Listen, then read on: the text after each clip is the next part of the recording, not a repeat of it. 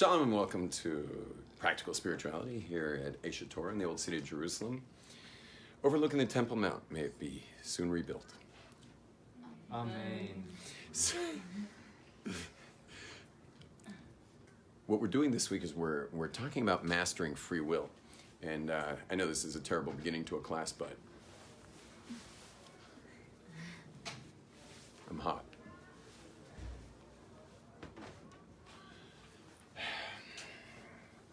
You make a lot of choices, and basically your whole life's going to come out positively or not so positively based on the choosing of your life. And one thing's for sure is you ain't no victim. Okay, you are not a victim, and if you've been playing the victim card, you're going to lose the game of life. So I don't know who drop kicked you when you were a kid, but as a rabbi, obviously my job's to comfort the afflicted. So I'm sorry you were drop kicked, and I feel really bad for you, and it must have been hard. But the other job is not just to comfort the afflicted; it's also to afflict the comfortable. And some of us have gotten comfortable with blaming our upbringing and blaming our parents' dynamics and blaming all kinds of stuff, and kind of making our choices from that lousy place of that complaint about our background, about our childhood, about stuff that happened. And obviously the whole point is to free ourselves of that and to move forward. Now, yesterday what we handled in free will, of the 5 ways of mastering free will, what we handled was constant choosing. And we did a lot of nice work yesterday in just being in the moment and making that choice. So let's practice that, everybody. Everyone, I want you all to pretend you're in your hometown and someone just handed you a pill and said, if you take this pill, you wind up in Jerusalem. I want you to choose to be in the city right now. I don't care that you woke up here. I want you to pretend you got the choice all over again. Ready? 1, 2, wait, close your eyes. 1, 2, 3, open your eyes. Choose it. Choose it. Choose your mom. Choose your dad. Choose your spouse. Choose the person sitting next to you. Everyone look at the person next to you. Whoa, that's awkward. Okay? Choose that person. Okay? Choose to sit there with them. Choose the group. Look around the group. Choose the group. I'm teaching this class. I don't want to just be on a schedule. I want you to choose to be with me this hour. Choose to be with me. Okay? That's constant. Now we're on number 2. Number 2 is reevaluation. Reevaluation is, I think it's obvious to everybody that if you can't reevaluate previous choices, you're not much of a master of free will. This class is on mastering free will. Well, if you can't reevaluate previous choices, good luck mastering free will. That means you're robotically held to previous decisions. And that's robotic, and it's a slavery to the past. Now, reevaluation, though it takes a lot of courage, it doesn't mean you're necessarily going to change anything. Like, for example, reevaluating my Judaism, it's highly likely I'm going to stick with it.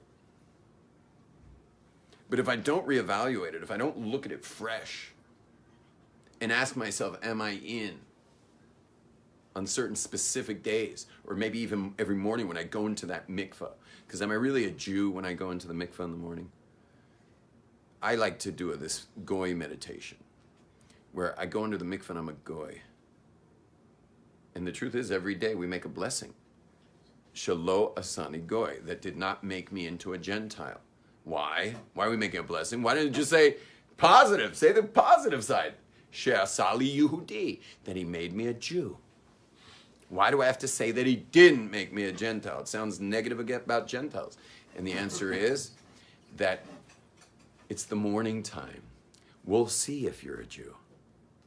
We got another 17 hours to go to be able to say a blessing like for making me a Jew. But a Jew is someone who chooses every day and chooses every minute and is involved in a constant choice. And so, yeah, I'm not a Gentile, but only at the end of the day we could see if I was a Jew. And when I go into that mikvah, because that's where Gentiles become Jews, is they have to convert through going to mikvah and taking on the commandments. So I go to the mikvah every morning. So when I'm under that mikvah, I do this, like, who says I'm Jewish? Dunk. Okay, I'll die in here. coming out. Okay, life going down. I'll die in here, but what's life about? Connection. I'll die in here. What kind of connection? Connection to God. And then, well, Gentiles can connect to God. This time I come out with a big, giant Y on my t-shirt that says Super Yehudi, or a J, Super Jew. Yeah. And then I live the day as a Jew. But we got to reevaluate that stuff. And we also got to reevaluate our marriages, and reevaluate how we've been interacting with our parents. We got to reevaluate career. Raise your hand if you ever known anyone who switched careers later in life. Raise your hand if you know anyone. And I don't want an L, I want a Vav. Okay, raise them up high. Come on, do some aerobics today. Okay, raise your hand high. Now, keep your hands up if they were happy they did so. Okay, put your hands down. What you just saw, and you didn't get to see that live, but there were about, I don't know, maybe 20 hands up, and everyone's hands stayed up because it went well. It went well. And yet so many people, millions of people, billions of people are locked in to careers that are not their career. It's just they're not in the right spot. They're not in the pocket of what they came here for, and therefore they've learned to monetize themselves with some career, but it's just not their spot. And they'll stay there till they die, but they probably will die way before they die physically, because they're involved in hours and hours and hours and hours a day out of the zone. And therefore reevaluating may mean a change. For example, all the people raise their hands, for those people who reevaluated and changed their career later in life, that did bring a change. And they're happy that they made that change, even if it meant relearning something. There are two pitfalls for reevaluation.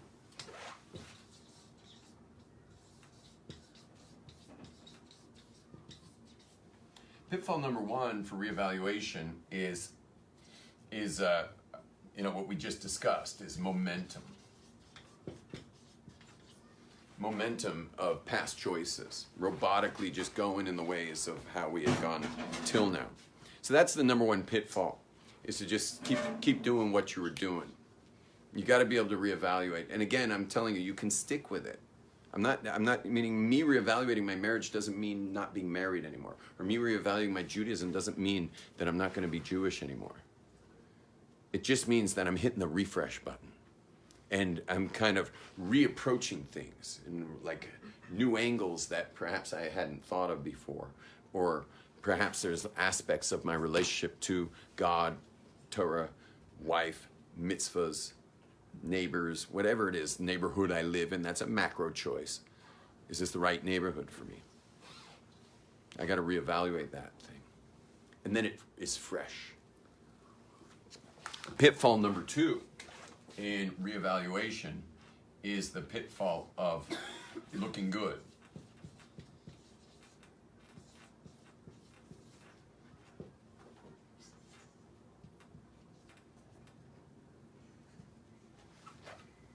Looking good is the second pitfall of reevaluation because you really don't care that much about your free will. What you do care much more about is how you look. And when I say look, I don't mean physically. I also mean physically, but I'm talking about what I mean is how you're coming off. Is that clear? How you come off for others. That's really important to you, and I understand that. It's very important to all of us. All of us are a little insecure, and we'd like to know we need that pat on the back. We need that encouragement from our family, friends, community. And so, but we really get hell-bent on looking good to the point where we won't even reevaluate. And in fact, reevaluation, you'll notice, does ruffle the feathers of our people that are what would you call it? What's a good word for it? The people, what? Yeah, but much more our supporters, the people who support us. Think about it, ladies and gentlemen. we're highly insecure people.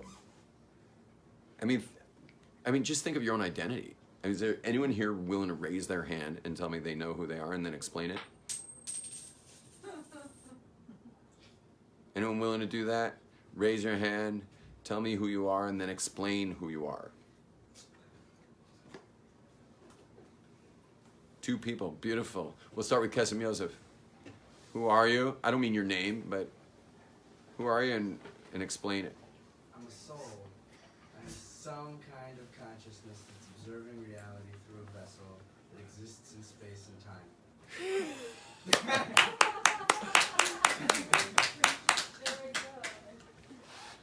I spaced your name. What's your name? No, yeah, know me. What's your last name? Hamburger? Bamberger. Oh, I know Bamberger. Okay. Go ahead. Nomi's turn. Who are you, Nomi, and explain it. I too am a soul, currently existing in space and time, and also outside.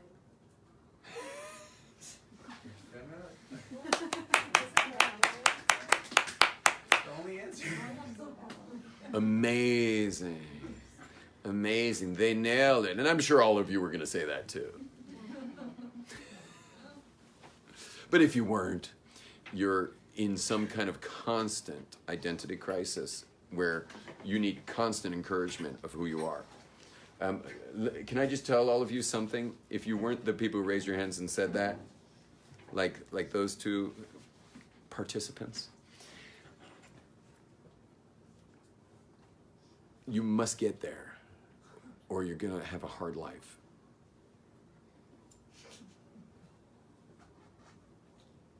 If you want to spend your life dependent on people giving you feedback on how you're doing, it's going to be really hard. I mean, your life will be hard. And there's going to be a lot of disappointment, a lot of sadness. And it's going to be nerve-wracking.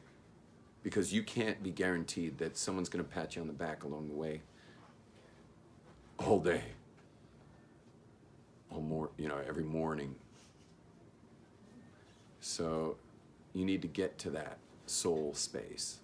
Because when you generate from there, you're what's called self-generated. Everyone try that term? Self-generated? Self-generated. You did a lousy job, except for you did a wonderful... What's your name again? Aviva. Aviva did a great job. Everyone please say self-generated. Self-generated. Okay, what's the opposite of self-generated? Not self-generated. Others-generated. Okay, which one you want to be? Self-generated. You want to be self-generated. And by the way, self-generated means that you're coming from the soul, which means what's really generating you. Okay, you're God-generated. Once you're self-generated, meaning you're from the true self, which is the consciousness of your soul that's in you, and you're actually aware of it right now. So once you're generating from there, you're in true self, which is really generated by God, and that's a wonderful place to be, and you need a hell of a lot less makeup when you're God-generated. And you don't need to have as much, it's just cheaper. It's just cheaper. As long as the car gets you where you're going, you're good. And that includes your body, that includes your vehicle, includes your home. You can just keep it simple. And you'll be happier, if not happy, which is a lot better than happier. Anyone want to be happier this year? Yes. No!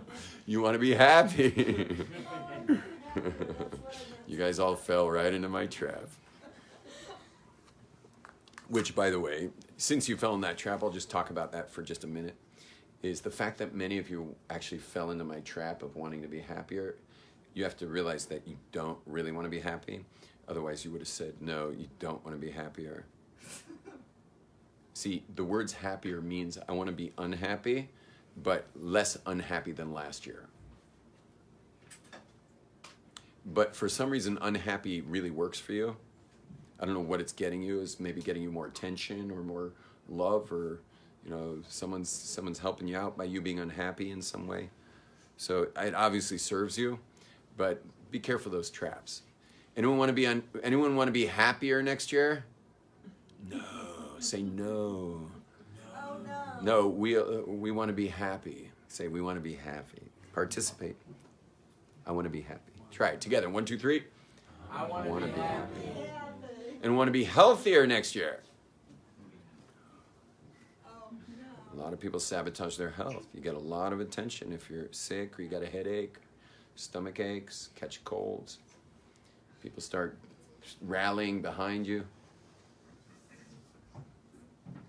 But in the end, you're just a victim of a cold. So what's the point, you know? And it's not like people aren't going to rally behind you when you're doing great. You know, people are happy to rally behind you even when you're doing great. It's just a kid's way of letting busy parents know that you still exist. But many people let that follow them into adulthood. And they keep catching colds and sabotaging their immune systems and keep serving them as adults. Just as a funny aside, husbands learn quickly when they get married, don't ever get sick. Because husbands are very excited to get sick for the first time after they get married. Because they've been like missing their mom forever. You know, however many years you've been out of the house, you've been missing your mom. And you finally got someone to nurture you. So you're so excited to have your first cold. And your wife just kind of looks over at you and she's like, I married a lemon. And she gets like all insecure. And like she literally has to like go, she almost has to look it up on Google, sick husband. If a child's sick, she's right there. I mean, it's like all the nurturing just comes out. Husband sick, you're gonna have to Google that. Figure out what do you do with that? And so husbands learn really quick, never get sick. Like sick's just not part of your repertoire because it's just not going to be worth it. And well, let's get a poll here. Everyone, think about your fathers. Okay, raise your hand. Did your father get sick? Like, did he catch colds? Meaning, often, or maybe he got like a cold a year when his immune system got wiped out from some trip or something. Okay, raise your hand if your father got sick. Raise your hand if your father just did not get sick. It's about half and half.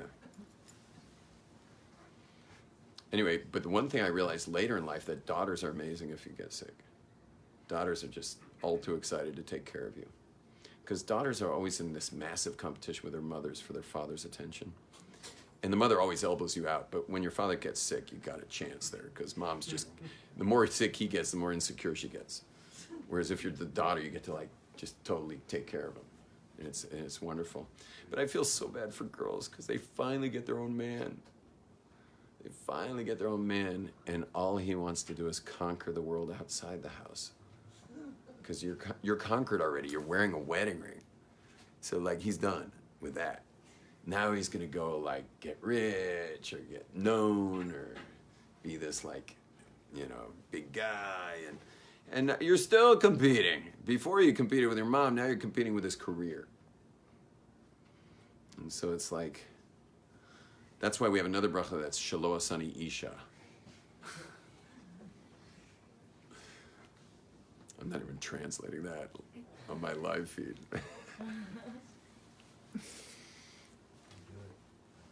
What? Don't do it. It's untranslated. It's a trap.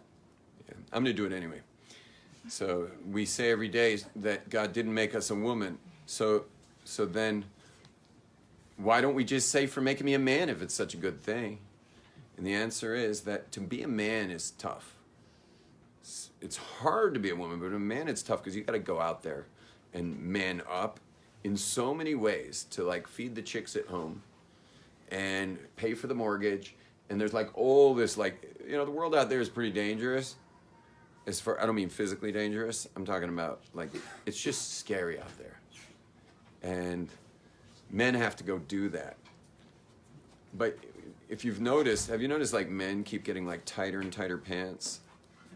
And they're starting to wear like knickers and like pink and purple socks and stuff. And then they're never getting married because that would be too scary. And so they're just kind of staying in their parents' home into their 30s.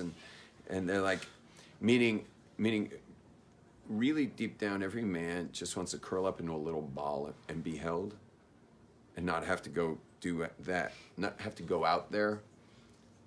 And so we really are, when we wake up in the morning, the first thing we want to do is go back to sleep, us men, because we just don't want to go out there and deal with it. And so we really do want to stay at home. We want to be home husbands. And so we wake up in the morning as women. And we make a blessing. Well, Shelo Asani Isha, we have another 17 hours to figure out if we can be a man.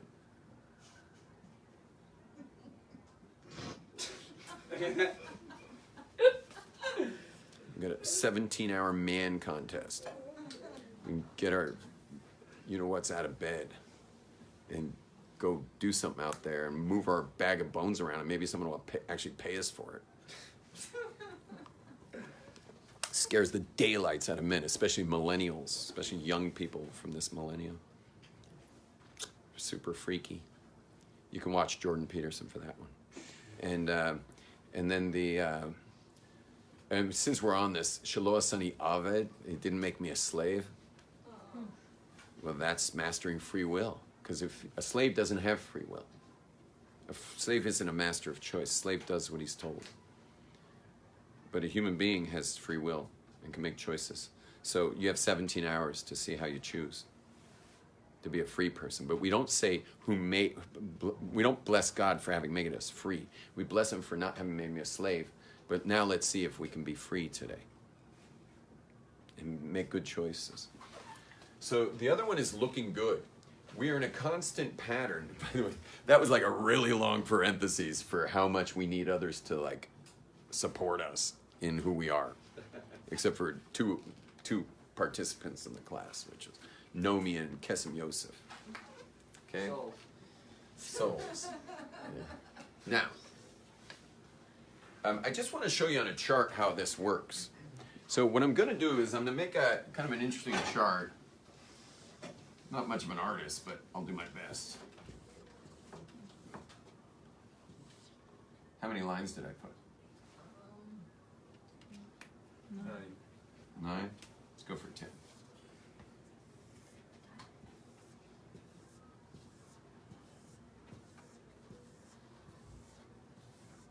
Okay, 9. I ran out. So, is there a center to this? Is that the center? 1, 2, 3. 1, 2, 3, 4, 5. Whoa. Not much of a center. Okay, that's more or less a center. Okay, so let's call this the center. And we have another color around here. Oh, here. Thank you. All right, everyone watch this. This is freaky.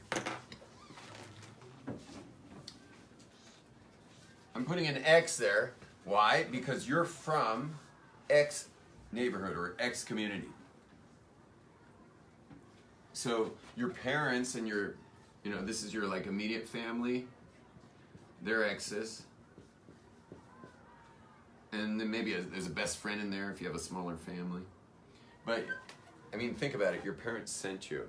They had a lot of choices of schools if you grew up in a city. They thought, like, what school looks at the world the way we do? You understand? X.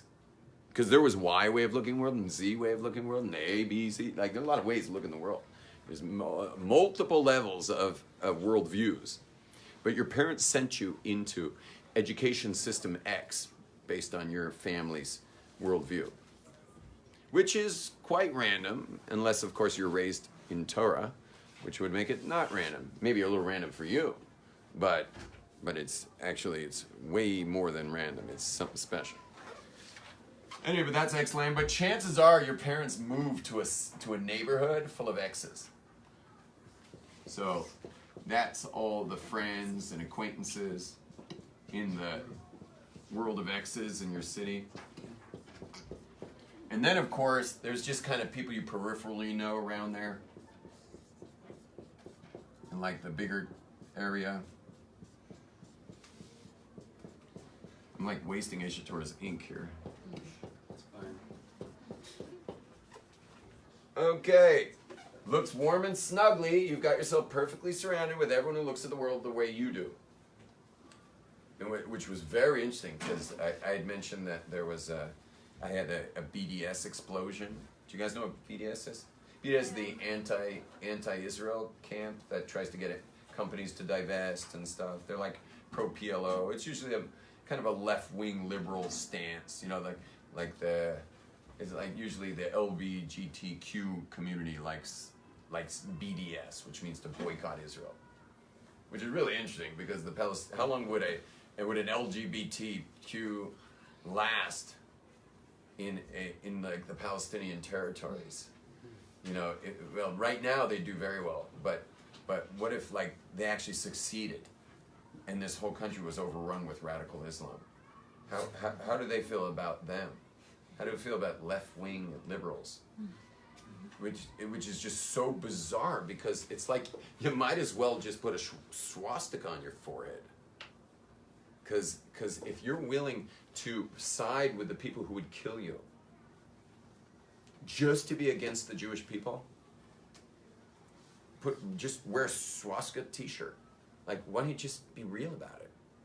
You know, you're a Nazi. And so it's like, it's a very strange movement that they don't notice that it's about themselves. Like, for example, Airbnb are BDS. So they any disputed area of Israel, which are all like biblical lands, anything disputed in Israel, they won't list those addresses. Now they will because they got in so much trouble, but whatever. They weren't going to list those addresses. Meanwhile, it was proven that BDS lists addresses all around the globe, no matter what disputed territories. And there are like 7 major disputed territories where they would never even dreamed of removing listings from. It would never have dawned on them. Oh, but Israel, there we're gonna come out against the evil Zionist empire. Meanwhile, they're gonna do all this on their smartphones developed in Israel. Now, that's people who live in the X-land. And I don't think any of you on your first day of school, you know, when you were in kindergarten, your parents were going to start your schooling in X school. I don't think any of you like stopped at the doorway. You know, your mother's taking you in.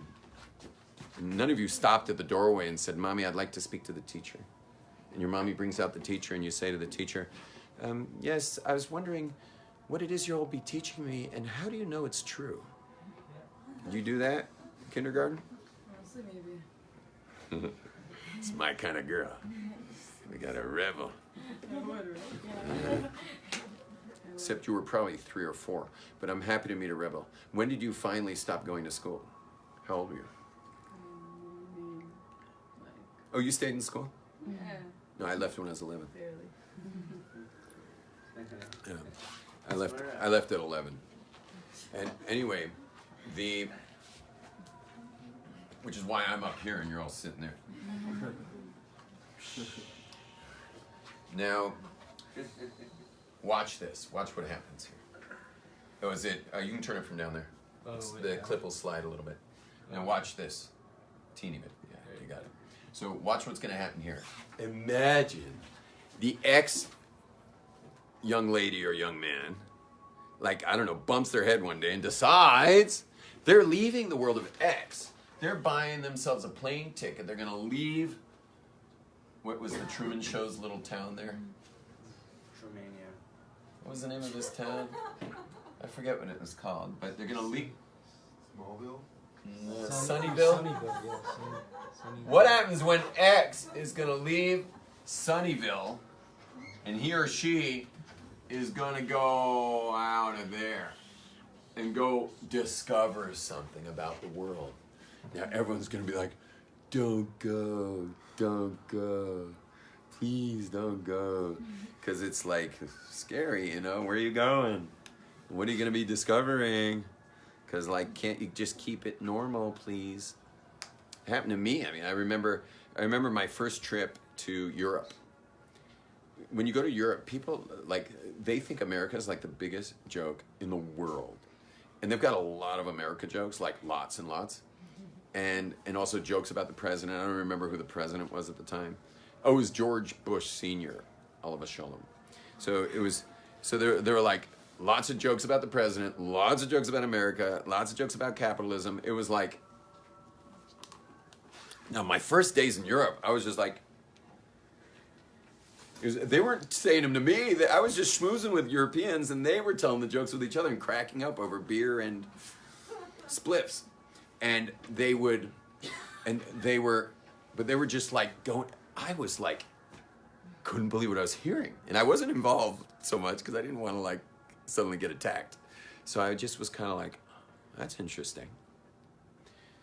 So I finally did talk to a few of them, and then 2 weeks later, guess who was telling jokes about America? Me. Because I just didn't realize because I had lived in X. And suddenly I was in Europe, which was Y.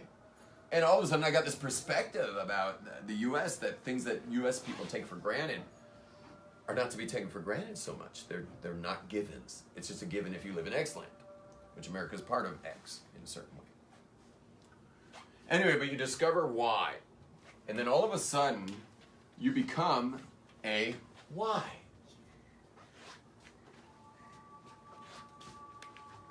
Well, I'll tell you this much. Stay out of X-land if you're a Y, because it's not going to be very friendly when you get back. Stay out of X-land as a Y. You're not going to be like, people aren't going to be like so excited you came back. They'll be excited for like a couple hours, but then after a while they're just going to start getting uncomfortable. Because Ys aren't welcome in X-land. Think about it. They're just as insecure about who they are as anybody. And so having Y come back is a little weird. So let's put Y here. All of a sudden it's time to go home. And so Y comes home. And now you're Y in the middle of all those X's.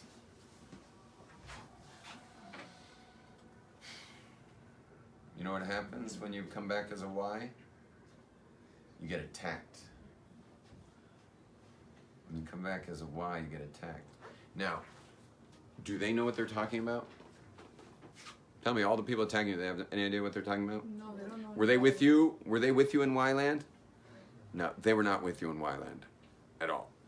They have no idea what they're talking about. Are they going to attack anyway? Yeah, which is a little weird. You know, you ever got in an argument with someone who had no idea what they were talking about? Actually, it happened to me earlier.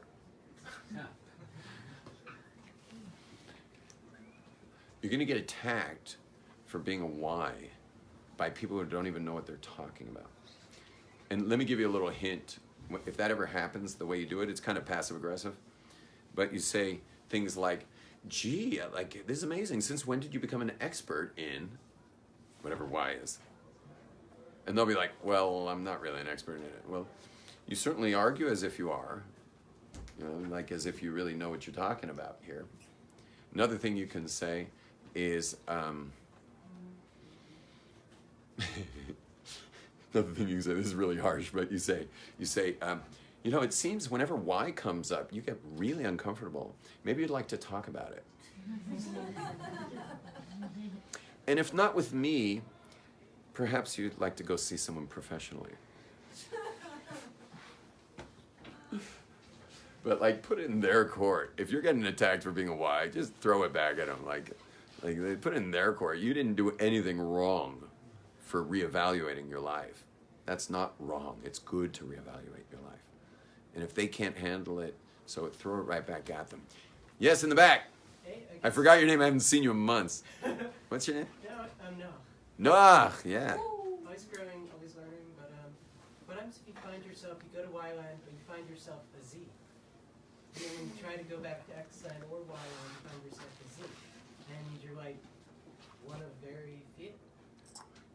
You know, asking such an anomalous question is, I'm not going to answer that right now, but I'm happy to discuss any anomalies with people who have anomalies happening to them. Okay? Now, so you come back as a Y, they're all going nuts. Now, someone raise your hand and tell me, what's their problem with you? Not next. Not next, okay? What's the problem with that? We're all X's. Yeah, what's the problem? What's the problem? Understand you. Go deeper, yeah? Invalidate. I can't hear her. Insecure. Okay, insecure, keep going, build that. That's, you're right. What's up? They're not comfortable with themselves. You So, threaten like, their views. yeah. They're gonna change You're that. threatening their ego. Excellent. So let's go back again. People don't know who they are. People don't know who they are at all. So people will just like grasp at anything to become someone. And so they live these characters that work for their communities. And that's who they are. But it's not built on anything. It's a deck of it's a house of cards. It's a sandcastle waiting for the next wave to come in. It's an insecure position.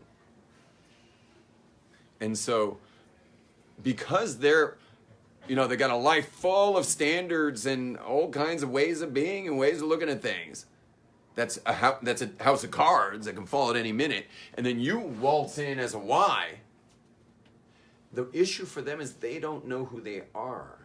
You see, this X person here needs these X people. So you're probably focusing on you in the middle, but every person's an X in the middle of their system. Each X is in the middle. And so they require everyone to be X for them to be themselves. And so when someone plays the Y card, the X's lose their sense of self. They lose their identity. And when someone's losing identity, they go crazy. They start actually arguing stuff they know nothing about. They'll actually pretend to be experts, for about 30 seconds, because they don't know what they're talking about. They were never in the Y land. So they can't really have an argument, but they'll try anyway. Or maybe just to make you feel like a fool, or embarrass you in some way, or somehow knock you down publicly or something, or in front of the family. Because they're just desperate to keep their identity, which means nothing anyway, their identity in general. And again, when we're talking about Torah identity, this holds true only as far as customs, family customs, communal customs. Because go to the next observant community, the next Torah observant community, it's got totally different customs. So it really is X and Y the same. But the very base level of like keeping Torah, keeping Shabbos, keeping kosher, learning Torah, praying, doing mitzvahs, that's not the XY game. But all the outer fixings of it all, that's definitely the XY game in the Torah community. And by the way, Minhag's Kodesh, you got to be very careful if you're going to take off a minhag, even a little minhag. I had guys at my house on Shabbos night, and someone debunked cutting off the ends of the challahs. When you got your bread, your challah, people cut off the ends of the challahs. So someone debunked cutting off the end of the challah. That is really just much more superstitious than based on any reality. And then I said to one of the guys who said his father did it, I said, you keep doing it. Just keep doing it. Not that he really, really needs to keep doing it, but you better think twice before you start messing with your family's tradition. Your family's tradition isn't up for grabs, not for sale. We're part of a tribe, and there's these little local tributaries of the tribe that have developed customs over millennia. So don't be so arrogant as to think you're going to drop a tradition. Women have this easier because when you marry, you automatically go to your husband's tradition. You go into his tribe. So there it's easy. You don't have to worry so much. But there are certain things your mother did that you should do, and you shouldn't drop. That's the mother to the daughter, grandmother to mother to daughter, that chain. You don't want to mess with that either. Don't mess with that stuff. Okay, if you're 40 years old or something, and you've just like that particular, not 40, but let's say you're in your 30s and there's a minhag that's just causing you to break out in hives. Okay, so speak to a rabbi. Don't just drop it. Speak to a rabbi. Tell him you break out in hives every time you try to deal with this family custom your family's been doing forever. Don't just drop it because you're breaking out in hives. Go to the rabbi and say, I'm breaking out in hives, and see what he says about it. Don't mess with the customs of tribes. That's not to be messed with. National Geographic's always trying to protect tribes and their customs. Like, why shouldn't you protect your tribe and your custom? Now, I'd like to hear from all of you. What kind of character does it take to be a Y amongst X's. We haven't even gotten there. Like, okay, Y reevaluated. They didn't worry about looking good for everybody. They came back as a Y and lived amongst the X's. Tell me, what kind of character traits does it take to be a Y amongst the X's? Yeah. When you be born a Y, or like when you become it, like some people are just born naturally like that. Just answer right now. I just want to answer that question. What kind of character